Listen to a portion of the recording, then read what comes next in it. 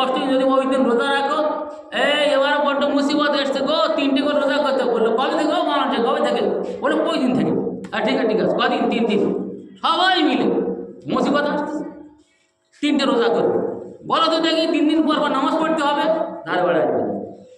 ও ধারে বাড়া আসবে না, নামাজ পড়া বড্ড কষ্ট। নামাজ পড়ার অর্থ হলো এটাই যে মানুষের সর্বশ্রেষ্ঠ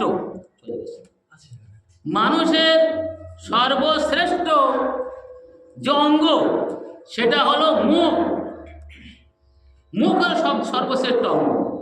তার মানে মানুষের মুখেতে কিন্তু সব কিছু দেখে। সব মুখ একটা আয়না, এই আয়না থেকে সব কিছু বোঝা যাবে।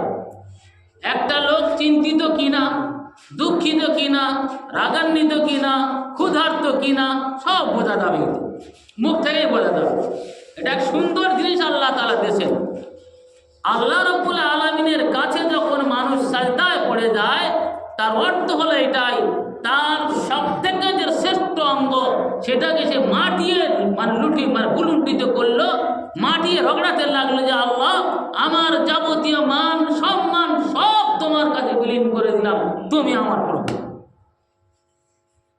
তাহলে এটা কি আল্লাহর কাছে একেবারে আত্মসমর্পণ করা যে আল্লাহ তুমি একমাত্র আমার প্রভু, তাই তোমার কাছে সব কিছু আমি শেষ করে দিলাম। সাধারণ বিচারে যদি লোকের কেউ বলে ওর 10 হাত নাক খত খেতে হবে, নাক গড়ানি খেতে হবে, সে বলবে না না টাকা পয়সা কিছু বলো, নাক গড়ানি খাওয়া যাবে না। কেন? নাক গড়ানি খাওয়া মানে বিশাল অপমানের ব্যাপার। 10,000 টাকা গেলে কিছু যায় আসে না, নাক ধরবে আর কান ধরে মরবে, এত সহজ ব্যাপার না। তো মানুষ যখন সেজদায় যাচ্ছে যে আল্লাহ, আমার যে জায়গাগুলো সব কিছু সম্মানের জন্য সব তোমার কাছে দিলাম, আমার কোনো কিচ্ছু নয়, তোমার সন্তুষ্টির আমি সব কিছু দিলাম। এজন্যে মানুষ নামাজ পড়ার চেষ্টা করলেও শয়তান বাধা দেয়। শয়তান যখন মানুষের ওয়াসওয়াসা দিয়ে গুনার কাজ করায়, শয়তান খুব আনন্দিত হয়। শয়তান কাঁদে না, তখন হাসে, বেশ করেছি। তার মানে শয়তান গুনার দ্বারা মানুষের কোমর ভেঙে দেয়। আর মানুষ যখন তওবা ইস্তিগফার করে, শয়তানের কোমর ভেঙে যায়। মানুষ যখন সিজদায় গিয়ে পড়ে আল্লাহর কাছে কাঁদে, সুবহান রাব্বিয়াল আলা বলে, তখন আল্লাহ তার প্রতি প্রসন্ন হন, সন্তুষ্ট হন, আল্লাহ তার ক্ষমা করেন। শয়তান কাঁদতে থাকে, ও সিজদা কেন করলো রে? আমি এই সিজদা করিনি বলে আমার শয়তান বলে আখ্যায়িত করেছে যে আমাকে বের করে দেওয়া হয়েছে, আর ও সিজদা করছে মানে কি আল্লাহর কাছে প্রিয় হচ্ছে। তাই মানুষ যখন সিজদায় যায়, শয়তান তখন কাঁদতে থাকে যে আমার এত চাল চতুরি সব শেষ হয়ে গেল। আর মানুষ, আমরা সেই সিজদা থেকে দূরে আছি, মানে নামাজ থেকে আমরা দূরে আছি, যেটা মূল লক্ষ্য আমাদের, তার থেকেই দূরে আছি। তাহলে আমাদের নামাজ পড়া খুব জরুরি, 5 ওয়াক্তের নামাজ খুবই জরুরি। কিন্তু আফসোস তো এই জায়গায় আমাদের আদব, অভিযোগ, বিভিন্ন অভিযোগ আছে। কারোর অভিযোগ সংসারের অভাব, কারো অভিযোগ ছেলেপুলে তার কথা মানছে না, কারো অভিযোগ কার ছেলের বিয়ে দিতে পারে, মেয়ের বিয়ে দিতে পারে না, কারো অভিযোগ টাকা পয়সা নেই, বিভিন্ন রকমের অভিযোগ। কারো অভিযোগ ছেলে হয় না, হুজুর একটা তাবিজ চাই, কারো কাছে গিয়ে বললো তুমি একটা কি ওষুধ দাও, ইত্যাদি ইত্যাদি। অথচ সমস্ত প্রকার মানে তালার হচ্ছে গিয়ে একটা চাবি, সমস্ত তালার একটা চাবি। তালা মানে যেটা বলি চাবি, আর ছোড়ানটা বলি আমরা দিয়ে, আর নাম কিন্তু ছোড়ানটা হচ্ছে গিয়ে চাবি। তাহলে এর একটাই চাবি, কি সেটা? সেটা হলো আস্তাগফিরুল্লাহ, ইস্তেগফার করা। আল্লাহর কাছে ইস্তেগফার বেশি বেশি করে করা। কেন? কারো অভাব, ইস্তেগফার করে বেশি বেশি করে ইস্তেগফার করতে হবে, তাহলে তার অভাব দূর হবে। রোগগ্রস্ত ইস্তেগফার করে দূর হয়ে যাবে। এজন্যে কোরআনে কারিম আল্লাহ তাআলা বলেছেন, ইস্তাগফিরু রাব্বাকুম ইন্নাহু কানা গাফফারা, তোমরা তোমাদের প্রভুর কাছে ইস্তেগফার করো, নিশ্চয় আল্লাহ অত্যধিক ক্ষমাশীল। আল্লাহ হলেন অত্যধিক ক্ষমাশীল। তাহলে মানুষ ইস্তেগফার করবে, নামাজ পড়ার পরে বলো আস্তাগফিরুল্লাহ বলতে হবে। ওয়াইরসিলিস সামা আলাইকুম মিদরারা, আর আল্লাহ তাআলা পরিমাণ মতো তোমাদের কি করবে? বৃষ্টি বর্ষণ করবে, যাতে তোমরা শস্য উৎপন্ন করতে পারো। ইস্তিগফার করো। ওয়াইমুদিদকুম বিআমওয়ালিন ওয়া বানিন, আল্লাহ তাআলা তোমাদের মাল, তোমাদের সন্তানে বরকত দান করবেন। আরো আছে আগে আমরা দেখি না, যখন বৃষ্টি না হয় তখন সবাই কি করে? চলো মাঠে যাই, কিসের নামাজ পড়ে গো? ইস্তিগফার নামাজ পড়তে হবে।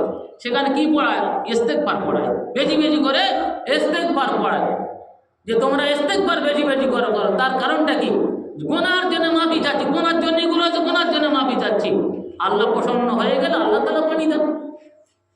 মুসা আলাইহিস সালাতু ওয়াস সালামের জামানায় বিশাল আকারে ক্যাবছালি দেখা দিল, দুর্ভিক্ষ দেখা দিল, বৃষ্টি হচ্ছে না, লোক অস্থির, দিনের পর দিন সবাই ছটফট করছে, পশু পাখি সব মারা যাচ্ছে, কি করবে?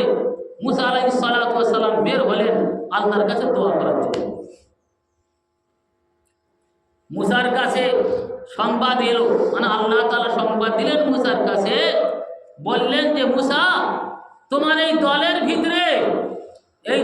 ভিতরে একজন লোক আছে যে আল্লাহদ্রোহী, যে আমার বিরুদ্ধে আছে, যে আমার বিরুদ্ধে ষড়যন্ত্র করে, বিদ্রোহ করে। তো এইরকম লোক আছে তোমার মধ্যে, যার জন্যে পানি দেওয়া হচ্ছে না, যার জন্যে বৃষ্টি বর্ষণ করা হচ্ছে না। এবারে মুসলমান বললেন, ভাই আমাদের মধ্যে কে এরকম লোক আছে, বের হয়ে যাও।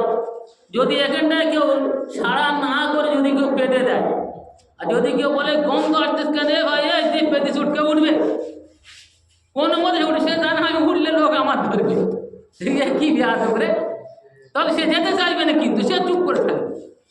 যখন বললেন কে আল্লাহদ্রোহী আছো, খোদাদ্রোহী আছো, সে এখান থেকে বের হয়ে যাও, যার জন্যে বৃষ্টি হচ্ছে না। যে লোকটা আল্লাহর বিরুদ্ধে বিদ্রোহ করেছে, আল্লাহদ্রোহী, সেই লোক এত লজ্জিত হয়ে গেল, আর সে নিজের মনে মনে খুব লজ্জিত দুঃখিত কাঁদতে লাগলো, মাথা নিচু করে, চূড়ান্ত পর্যায়ের কাঁদছে।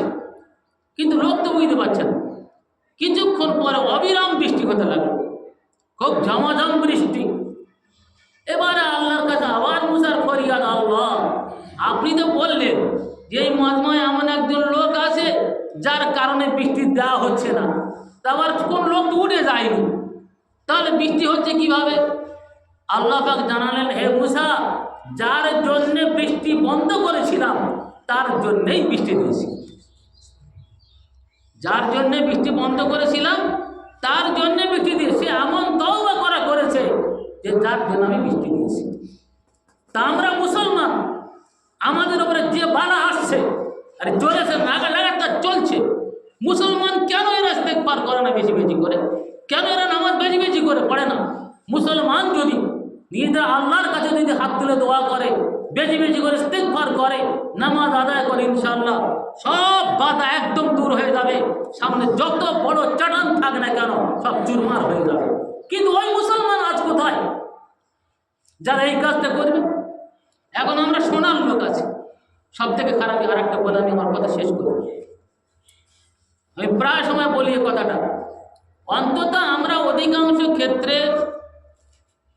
নামাজ পড়ি না, ত্রুটি বলুন, অবহেলায় বলুন, আর আমাদের অজান্তে ভুল হওয়া বলুন, যাই হোক, সপ্তাহে যখন একদিন আমরা হাজির দিই শাহানশাহর দরবারে, শাহানশাহ কোনো মানুষের নাম রাখা যায় না, শাহানশাহর দরবারে, তাহলে আল্লাহ খুব সন্তুষ্ট হন, তার দরবারে আমরা হাজির হচ্ছি।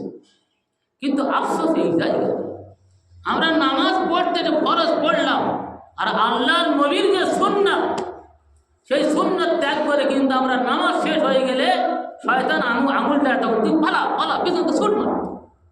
খুব খারাপ।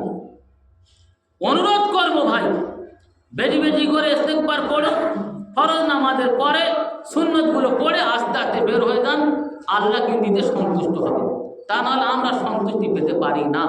আল্লাহ রাব্বুল আলামিন আমাদের সবাইকে উপর আমল করার তৌফিক দান করুন। ওয়া আখিরু দাওয়ানা আলহামদুলিল্লাহি রাব্বিল আলামিন।